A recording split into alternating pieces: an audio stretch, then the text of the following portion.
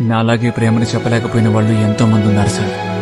మంచి అబ్బాయిలు అందరూ ఎందుకు సింగిల్గా ఉంటారో తెలుసా? ఎందుకంటే వాళ్ళ లైఫ్లో ఈ 4 ఫేజెస్ రిపీట్ అవుతూనే ఉంటాయి. ఫస్ట్ ఫేజ్లో నాకు ఒక్క అమ్మాయి ఉంటే చాలు, జెన్యున్గా లవ్ చేయాలి, డేటింగ్ నుండి మ్యారేజ్ వరకు అన్నీ తనతోనే, లైఫ్ మొత్తం బిల్డ్ చేసుకోవాలని జెన్యున్లీ అనుకుంటాడు. సెకండ్ ఫేజ్లో ఇప్పుడు తనని డేట్ చేయగలనా, ఇంకా కెరియర్ సెట్ అవ్వలేదు, ఫైనాన్షియల్ స్టెబిలిటీ లేదు, ఇంట్లో రెస్పాన్సిబిలిటీస్ ఉన్నాయి, ఫ్యామిలీ ఎక్స్పెక్టేషన్స్ ఉన్నాయి. అప్పుడు వాడికి ఒక డౌట్ స్టార్ట్ అవుద్ది, అసలు నేను తనకి సరిపోతానా? థర్డ్ ఫేజ్ లో మళ్ళీ తనని తాను కన్విన్స్ చేసుకుంటాడు, తను నన్ను అర్థం చేసుకుంటే చాలు, ఇద్దరం కలిసి గ్రో అవ్వచ్చు అని మళ్ళీ రిలేషన్షిప్ పై హోప్స్ పెట్టుకుంటాడు. కానీ లాస్ట్ ఫేజ్ వచ్చేసరికి కొన్ని బ్యాడ్ ఎక్స్పీరియన్సెస్, కొన్ని ఫెయిల్డ్ రిలేషన్షిప్, సొసైటీ ప్రెషర్, ఇవన్నీ కలిసి ఒక పీక్ పాయింట్ కి తీసుకెళ్తాయి. దెన్ హీ ఫీల్ లైక్ నన్ను అర్థం చేసుకునే అమ్మాయి మేబీ అసలు ఉండకపోవచ్చేమో అని అనుకొని ఫైనల్ గా ట్రై చేయడమే ఆపేస్తాడు. అందుకే మంచి అబ్బాయిలు ఎప్పుడు సింగిల్ గానే ఉంటారు. ఇది మీలో ఎంత మందికి రిలేట్ అయిందో